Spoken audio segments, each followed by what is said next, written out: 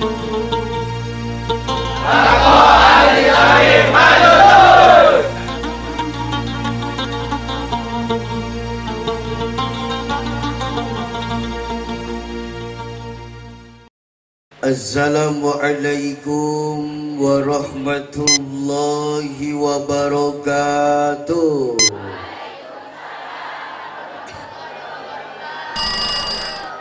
Alhamdulillahilladzi qad balaghana ila bulughil maram wa sabalana fi subulis salam wa akfana bi kifayatil akhyar.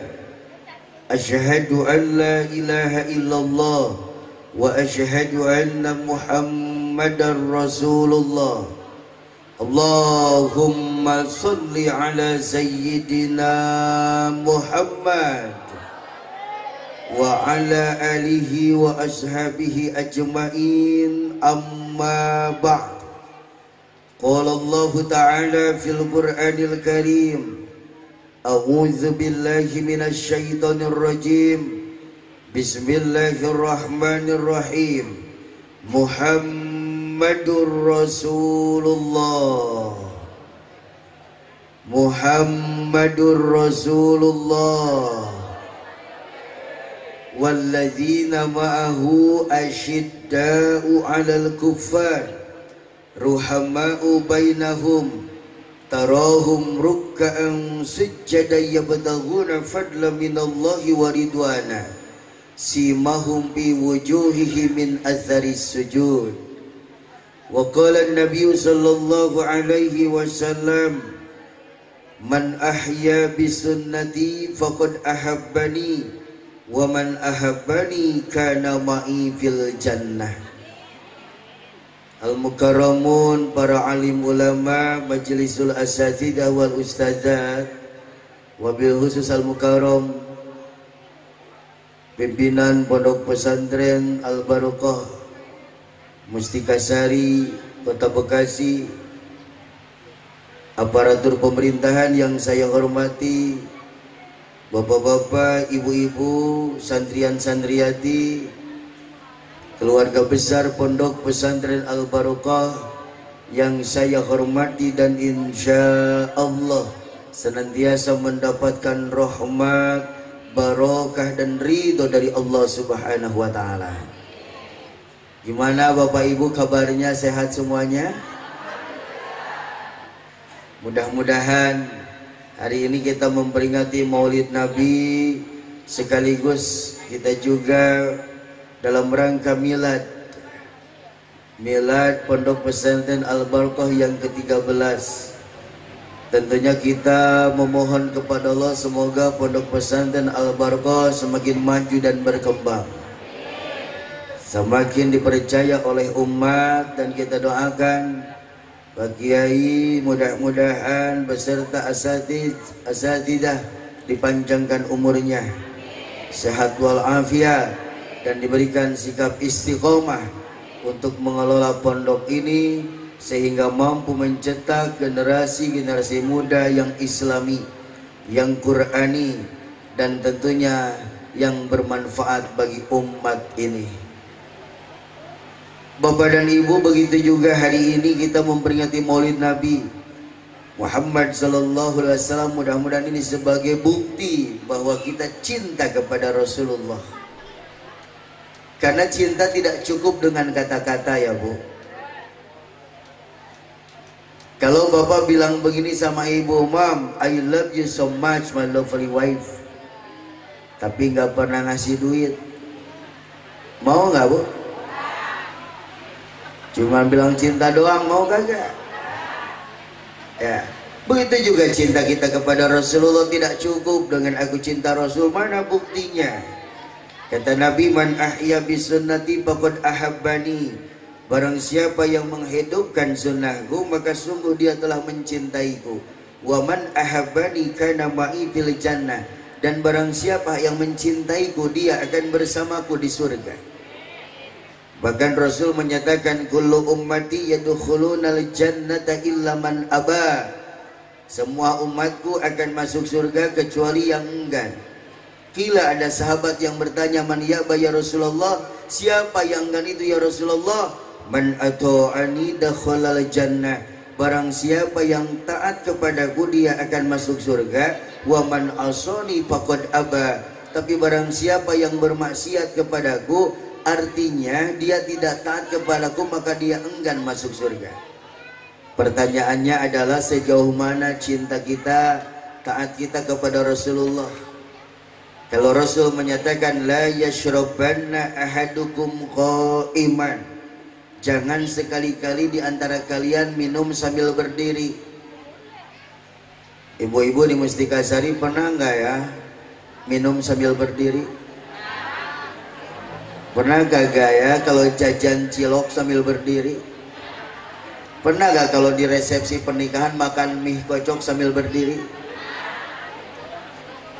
Kata Nabi, iza akala ahadukum falyakul biyaminihi, jika di antara kalian makan, maka makanlah dengan tangan kanan. Wa idza syariba falyashrab biyaminihi, jika minum, minumlah dengan tangan kanan. Fa inna syaitana, maka sesungguhnya setan, yakulu wa yashrabu bishimalihi, makan dan minumnya pakai tangan kiri. Ibu-ibu kalau pagi-pagi sarapan bakwan sama lontong itu pakai tangan apa? Bakwannya sebelah mana? Lontongnya sebelah mana? Kalau pas dimasukin ke mulut langsung dua-duanya atau satu-satu? Kenapa tuh? Kalau dimasukin cuma satu sih ya udah pakai tangan kanan aja. Ibu-ibu di Mustikasari kalau mau tidur suka baca doa enggak? Gimana baca doanya? Nah itu mah doa untuk cucu ibu yang di TPA. Kalau neneknya gimana? Ditambah dong kalau neneknya. Rasulullah itu kalau mau tidur, beliau suka bilang sama Siti Aisyah, ya Humairah, kau jangan tidur dulu sebelum melakukan 4 perkara. Apa ya Rasul? Yang pertama, kau jangan tidur dulu sebelum menghatamkan Al-Quran. Yang kedua, kau jangan tidur dulu sebelum minta syafaat kepada nabimu. Yang ketiga, kau jangan tidur dulu sebelum kau minta ridho dari orang-orang mukmin yang ada di sekitarmu. Dan yang keempat, kau jangan tidur dulu sebelum melaksanakan haji dan umrah. Siti Aisyah bingung, ya Rasulullah kapan saya tidurnya? Engkau lupa ya Umairah, maksudnya hatamkan Al-Quran adalah kau baca surah Al-Ikhlas 3 kali. Surat Al-Ikhlas itu kulhu kok. Kita mau kadang-kadang kalau disuruh baca Al-Ikhlas nggak tahu, kalau kulhu tahu. Sekali baca Al-Ikhlas itu fadilahnya sama dengan 1/3 membaca Al-Quran kalau 3 kali hatam. Tapi hati-hati, jangan mentang-mentang udah baca surat Al-Ikhlas lantas nggak mau baca yang lainnya. Bu, kenapa nggak baca Quran yang lainnya? Kan udah Al-Ikhlas. Baca Al-Falaq An-Nas, tiupkan ke kedua telapak tangan, usapkan ke sekujur tubuh. Kalau minta syafaat kepada Nabi, baca sholawat minimal Allahumma sholli ala Sayyidina Muhammad wa ala Sayyidina Muhammad. Kalau minta ridho dari orang-orang mukmin, apakah kita harus ke rumah mereka masing-masing? Enggak. Doakan mereka, mohonkan ampun. Astagfirullahalazim li wa liwalidayya wa lisairil muslimina wal muslimat wal mu'minina wal mu'minat al ahya'i minhum wal amwat bi rahmatika ya arhamar rahimin. Niscaya mereka akan ridho kepadamu. Jadi Bapak dan Ibu, kalau kita mendoakan tetangga kita, sahabat kita, saudara kita, lalu dia itu nggak tahu bahwa kita sedang mendoakannya, maka malaikat akan berada di atas kepala kita, mengaminkan doa kita. Kata malaikat, amin walaka bimithli, engkau juga sama seperti itu. Jadi kalau kita mendoakan saudara kita, ya Allah mudah-mudahan tetangga saya ini panjang umur, sehat walafiat, diluaskan rezeki, keluarga sakinah mawaddah warahmah, anak-anaknya soleh dan solehah. Kata malaikat, amin walaka bimithli, kau juga sama seperti itu. Tapi kalau kita mendoakan saudara kita, tetangga kita, ya Allah mudah-mudahan dia pendek umurnya, ya Allah, sakit-sakitan, ya Allah, keluarganya hancur, ya Allah, anak-anaknya pada badung, ya Allah. Kata malaikat, amin, lu juga sama. Jadi hati-hati kalau mendoakan yang baik ya. Kalau melaksanakan haji dan umroh, baca tasbih, tahmid, tahlil, takbir, subhanallah, walhamdulillah, La ilaha illallah wallahu akbar. Jadi yang mengantarkan tidur kita itu zikrullah, bacaan Quran, sholawat, bukan nonton sinetron. Ini mau tidur di depan TV nonton sinetron sampai ke bawah-bawah tidur. Itu waktu si Aris ngasih uang ke si Afifah buat si Kiara apa itu si Rangga cemburu. Bangun tidur, di samping kita baca alhamdulillahilladzi ahyana ba'da ma amatana wa ilaihin nusur. Biasakan bangun tidur itu kita menatap ke langit.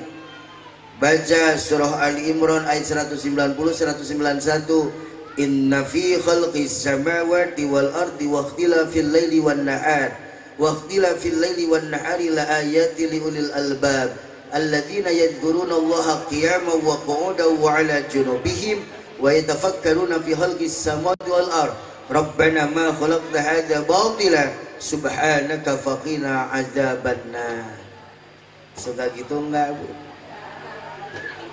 Nah, ini kita katanya cinta sama Rasul, taat sama Rasul, tapi baru cara makan, cara minum, cara tidur Rasul saja kita enggan mengikutinya. Bagaimana kalau kita ngikutin tahajudnya Rasul? Kata sahabat Abu Hudzaifah, beliau pernah sholat di belakang Rasulullah. Rasulullah itu kalau tahajud, Bapak Ibu, habis Al-Fatihah yang dibaca Al-Baqarah tamat 286 ayat, dilanjutkan Ali Imran 200 ayat, dilanjutkan An-Nisa 176 ayat, baru Rasulullah rukunya lama, iktidalnya lama, sujudnya lama, iftirasnya lama. Makanya Rasulullah mas sering kalau habis tahajud bengkak-bengkak kakinya. Ibu pernah nggak habis tahajud bengkak kaki? Nah, kita mah jangankan tahajud, kalau bulan Ramadan mau taraweh diskusi dulu. Bu, mau taraweh di mana? Di At-Taqwa atau di Al-Barokah? Di At-Taqwa siapa imamnya? Si Ustadz itu lama. Tapi walaupun demikian Bapak Ibu, dengan kita mau berkumpul sekarang, ini merupakan ikhtiar kita. Ya, kita ingin cinta sama Rasul dengan pengajian ini, memperingati Maulid Nabi, sedikit-sedikit kita mengetahui akhlak Rasul agar diterapkan dalam kehidupan sehari-hari. Sebab Rasul pernah menyatakan seperti ini, aku rindu ingin segera bertemu dengan saudara-saudaraku. Kata sahabat, ya Rasulullah, bukankah kami ini adalah saudara-saudaramu? Bukan, engkau adalah sahabatku. Lalu siapa yang dimaksud dengan saudara-saudaramu itu ya Rasul? Mereka adalah umatku. Sekalipun mereka tidak sezaman denganku, sekalipun mereka tidak pernah hidup bersamaku, tapi mereka mencintaiku. Aku rindu ingin segera bertemu dengan mereka. Mudah-mudahan Bapak dan Ibu dan seluruh santri Pondok Pesantren Al-Barakah inilah yang dirindukan oleh Rasulullah sallallahu alaihi wasallam. Makanya nyok, kita buktikan cinta kita kepada Rasul. Di antaranya tiada malam tanpa qiyamul lail. Yang cinta sama Rasul mah tiap malam tahajudnya. Makanya ikhtiar kita, Nabi memberikan tips, kalau habis sholat isya, Bu, cepat tidur supaya cepat bangun. Ya, jadi habis sholat isya itu tidur, jangan nonton. Ya, enggak Ustaz, saya enggak suka nonton. Iya, tapi main HP. Pagi-pagi lagi nyapu main HP. Makanya nyapunya kagak beres. Lagi bikin nasi goreng main HP. Makanya nasi gorengnya gos. Suami ngajak ngobrol nyok HP. Malam-malam jam 11 malam orang lain tidur, yang dipegang HP, update status, home alone. Jam 12 malam sepi, sunyi, butuh kehangatan. Apa? Yuk, biasakan kita bangun. Jadi jam 2, jam 3 itu saatul ijabah, saat doa diijabah. Allah menyatakan dalam hadits qudsi, tiap-tiap malam aku turun ke langit dunia, terutama sepertiga malam akhir. Maka barang siapa yang berdoa kepadaku akan aku ijabah, yang minta kepadaku akan aku beri, dan yang mohon ampun kepadaku akan aku ampuni dosa-dosanya.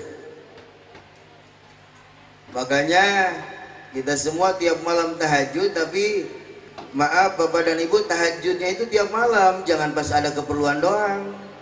Pas ada keperluan baru tahajud. Bu, kenapa rajin tahajud? Lagi gede utang. Sampai nyebut Gusti Allahnya saja, Gustinya itu mad wajib mutasil kali 6. Gusti, Bu, kenapa nggak tahajud lagi? Udah lunas. Tiada hari tanpa sholat berjamaah. Yang cinta sama Rasul sholatnya berjamaah, terutama isya dan subuh, Pak. Itu 2 sholat yang paling berat bagi orang munafik. Sampai Rasul menyatakan seandainya orang itu tahu ada apa di balik sholat isya dan subuh berjamaah, pasti dia akan mendatangi masjid itu sekalipun sambil merangkak. Ternyata sholat isya berjamaah itu fadilahnya sama dengan sholat tahajud setengah malam sentuh. Sholat subuh berjamaah fadilahnya sama dengan sholat tahajud semalam sentuh. Sayang kalau kita nggak berjamaah ke masjid. Tiada hari tanpa membaca Al-Quran. Yang cinta sama Rasul mau baca Qurannya tiap hari. Rasul pernah ditanya oleh sahabat, Ayul a'mali ahabu ilallah fil Islam. Amal apa yang paling dicintai oleh Allah dalam Islam? Jawaban Rasul salah satunya al-hal wal murtahal. Apa itu ya Rasul al-hal wal murtahal? Kau membaca Al-Quran dari awal sampai akhir, kemudian kau mengulanginya lagi. Setidak-tidaknya kau hatamkan Al-Quran dalam sebulan 1 kali. Berarti kalau sebulan sekali, 1 hari 1 juz, 1 day 1 juz. Makanya cara bacanya kita mesti pakai strategi. Jangan langsung 1 juz, ngantuk, Bu. Misalnya sebelum subuh 30 ayat, habis subuh 20 ayat, terhabis zuhur 20 ayat, habis asar 20 ayat, habis maghrib 40 ayat, habis isya 20 ayat. Nggak kerasa, sehari 1 juz. Jadi kita mesti punya komunitas nih, grup yang grupnya itu grup hataman Al-Quran, jangan grup senam doang. Jadi kalau nanti ada yang hatam 1 orang, saya hatam nih, yang lain pada ikut hataman, itu kata Nabi pahalanya dapat untuk semua. Jadi hataman Quran bukan Ramadan saja. Ya. Sebab apa? Bapak dan Ibu, baca Al-Quran itu sudah jelas pahalanya. Kata Nabi dalam hadis riwayat Tirmidzi, barang siapa yang membaca Al-Quran 1 huruf saja, maka dia akan mendapatkan 10 kebaikan. Aku tidak menyatakan alif lam mim 1 huruf, tapi alif 1 huruf, lam 1 huruf, mim 1 huruf. Makanya kalau kita baca alif lam mim saja sudah 3 huruf kali 10, 30 kebaikan. Kebaikan yang mana? Panjang umur, sehat walafiat, diluaskan rezeki, keluarga sakinah mawaddah warahmah, anak mantu cucu soleh dan solihah, pikiran jernih, hati tenang, tidur nyenyak, makan nikmat, uang banyak di bank, rumah menjulang, mobil tak terbilang, suami penyayang, anak rajin sembahyang, pulang ke rumah permadani terbentang, makanan terhidang dengan udang rendang ditambah pempek Palembang, uangnya berlipat-lipat, rumah bertingkat, mobil mengkilat, punya anak rajin sholat, punya istri cantik memikat, apalagi jumlahnya 1.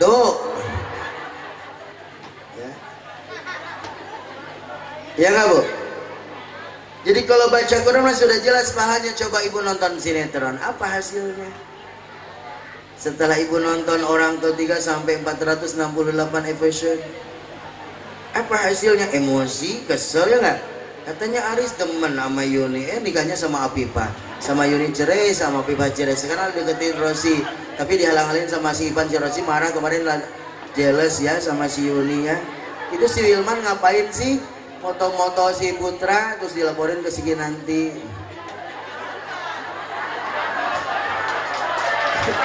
Bu, coba apa hasilnya setelah nonton Dunia Terbalik sampai 900 episode lebih?